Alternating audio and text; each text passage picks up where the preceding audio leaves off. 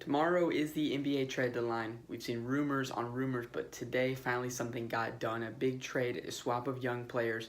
We've got Jabari Parker and Bobby Portis going from Chicago to Washington. We've got Otto Porter Jr. going from Washington to Chicago. This is all about money, in my opinion. Washington wants to cut ties. They want to get this money off the books. Where Chicago is willing to take on a guy Porter who's under control for 2 more seasons of north of $25 million to try to build around him to try to be a franchise cornerstone because they're paying him a lot of money to do that.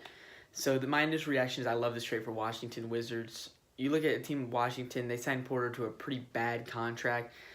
John Wall's contract is obviously not looking pretty good. Slipped and fell, tore his Achilles, and in a season or two, maybe 3 seasons, they're supposed to be paying him around $50 million, and we don't know when he's going to come back or when he's going to play. So, point is, Washington has a lot of dead money, has a lot of money that's being horribly spent right now. So it's nice to get Otto Porter, who has 2 more years left of north of $25 million on his contract, out of town. So Washington is getting back Jabari Parker, who's getting paid $20 million this year, but he has a team option for next year, which means Washington is going to decline it because no one wants to pay Jabari Parker $20 million.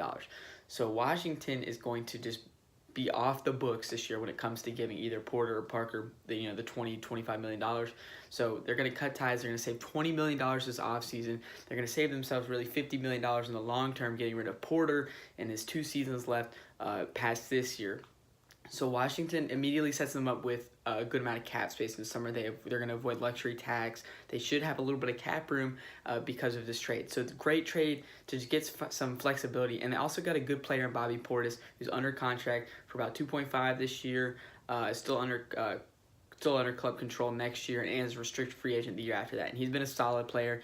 He's a guy that can start for a team like Washington right now that's not doing too well. But if you get a good team around him, it'd be a quality backup player. So they arguably get better in the present because Parker and Portis together arguably might be a bigger impact than Otto Porter. But at the same time, you're way better off for the future. You don't have to pay Porter the next 2 years $50 million, and instead you're done after this year paying a big salary. So Chicago, I don't really understand, the viewpoint right here. You literally could just decline Jabari Parker's option, cut ties, and kept a good player, Bobby Portis. But, they're really taking a shot on Otto Porter. So far he's not been worth this deal for Washington, but maybe Chicago's front office, Chicago's coaching staff has a better idea how to use him more. They think they can get $25 million a year of production out of him. So we'll see this trade, how it works out for Chicago, but I think it's really going to work out for Washington. So I really like this trade for Washington.